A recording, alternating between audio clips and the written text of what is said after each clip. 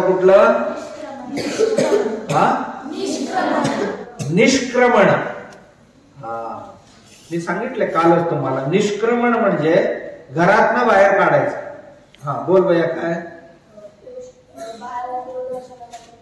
हा देवदर्शनासाठी, सूर्यदर्शनासाठी, वायुदर्शनासाठी घेऊन जायचं. का खोलीत तर त्या बाळाला 4 भिंतीच्या आत ठेवला तर त्याचा डोळ्यांचा विकास होणार नाही, डोळे मजबूत नाही बनणार.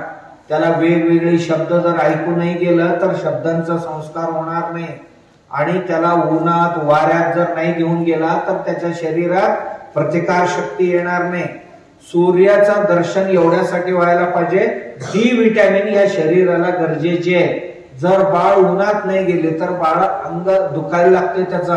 तुम्ही सुद्धा जर उन्हात नाही गेला 8 दिवस आतमध्ये बसून बघा, नंतर तुम्हाला असं दाबलं तरी अंग दुखायला लागते. का शरीराला लागणारी डी विटॅमिन फक्त सूर्याकडूनच मिळते आणि कशातनं मिळत नाही. म्हणून उन्हात जायलाच पाहिजे. ऊन, वारा, पाऊस, थंडी या सगळ्या गोष्टींची सवय त्या बाळाला व्हावं, तो बाळ एक मजबूत व्यक्ती बनावी ही त्या मागील आकांक्षा आहे. म्हणून निष्क्रमण विधी करते. आणि ते कधी मोठं झाल्यानंतर नेला तर नाही होणार. ज्या वेळी या शरीराचा अंगांचा विकास होते त्याच वेळी सूर्याचा एवढा प्रखर किरण आहे, त्या किरण शोषण्या इतकी ताकद आली पाहिजे. शरीराला वारा लागली पाहिजे, थंडी लागली पाहिजे, पाऊस लागला पाहिजे, तेव्हा हे शरीर मजबूत होते. नाहीतर डोळे उघडतो न उघडतो तेवढ्यात हे सगळे स्वेटरने झाकून काढायचं, नुसतं 2 डोळे एवढा मांजरासारखे उघडी ठेवायचे. यांना नाही होणार चांगलं ताकदवार माणूस. समजलं? ताकदवार माणूस नाही होणार. ताकदवार माणूस कधीच ऊन वाऱ्याला घाबरणार नाही. अरे जे उन्हाला, थंडीला, पावसाला घाबरते आणि हे काय आयुष्यात कोणाचं रक्षण करणार?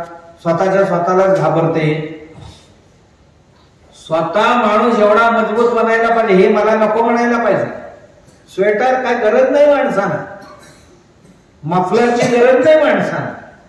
हा कुठेतरी दूर चाललाय बाबा, वारा जोरातच लागतोय तर अशा वेळेला सहजतेने जेवढा थंडी पडेल तेवढा चांगला, तेवढा शरीराने सहन केला पाहिजे. जेवढा ऊन लागतोय तेवढा ऊन पेलायला शिकायला पाहिजे, भिजायला शिकायला पाहिजे. तेवढा ते प्रतिकार शक्ती आमच्यात पाहिजे, ते निर्माण केला पाहिजे. ही करण्याची विधी सुरुवात आहे. याच्याकरता देवदर्शन निमित्त करून बाळाला मंदिरात घेऊन जाणं.